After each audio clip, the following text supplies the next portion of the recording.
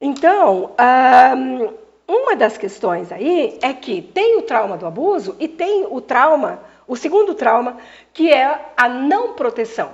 E esse segundo trauma, ele é tão significativo quanto o primeiro, porque aí a criança se sente totalmente abandonada, tá? Então há essa sensação de abandono. E nessa sensação total de abandono, o que vai acontecer? Essa criança, ela vai evitar completamente agora a tocar nesse assunto. E ela vai ser a primeira a tentar esconder o que aconteceu. Tá bom. Só porque aí tem uma outra questão. Isso fica guardado. E a gente já conversou sobre isso. Se essa criança ela tem já o mecanismo de defesa organizado, chamado mecanismo de defesa da repressão, ela vai pegar esse material e vai esconder no psiquismo, tá? Ela vai guardar. Ou seja, ela não terá memória, ou ela terá traços de memória de uma coisa distante. Por que que isso acontece? Acontece na tentativa de preservação desse psiquismo. Ou seja, de não morrer de dor. Ou seja, de não ter o risco de não suportar a informação. Então, esse é um mecanismo da mente, como se a mente tivesse vida própria para salvar aquele organismo que passou por aquela situação. Tá bom. Então, esse material está lá guardado. E estando guardado, ele evitou que essa criança morresse.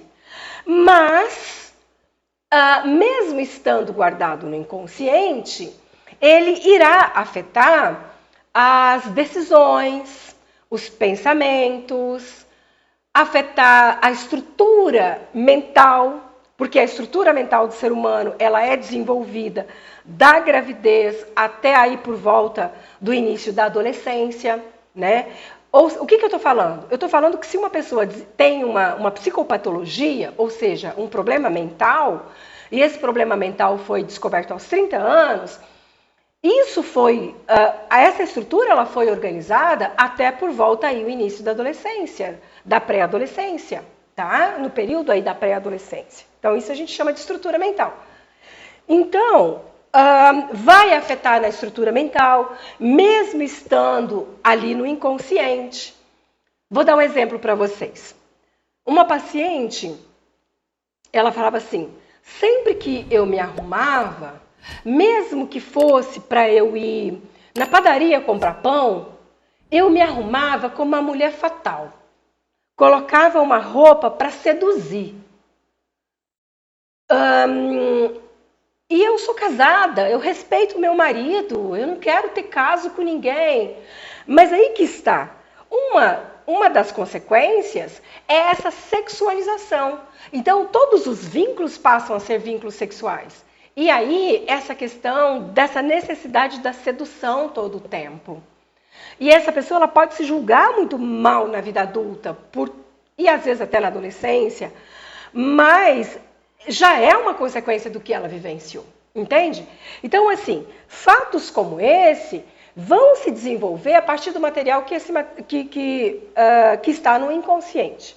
Agora, você pode me falar assim, tá, você falou que se vai para o inconsciente, foi para haver essa proteção e tal, mas afeta.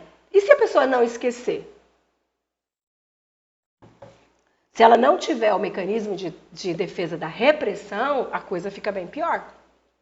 Porque aí, ela não se protege jogando isso para o inconsciente. Aí, sabe o que vai acontecer? Ela vai, eu gosto de usar uma palavra forte, mas que simboliza bem. Ela vai implodir. Ou seja, a gente chama isso de clivagem psíquica. Aquela estrutura, ela se divide, ela se desfacela. E aí sim, nós teremos uma pessoa com uma estrutura mental voltada para o psicótico, entenderam?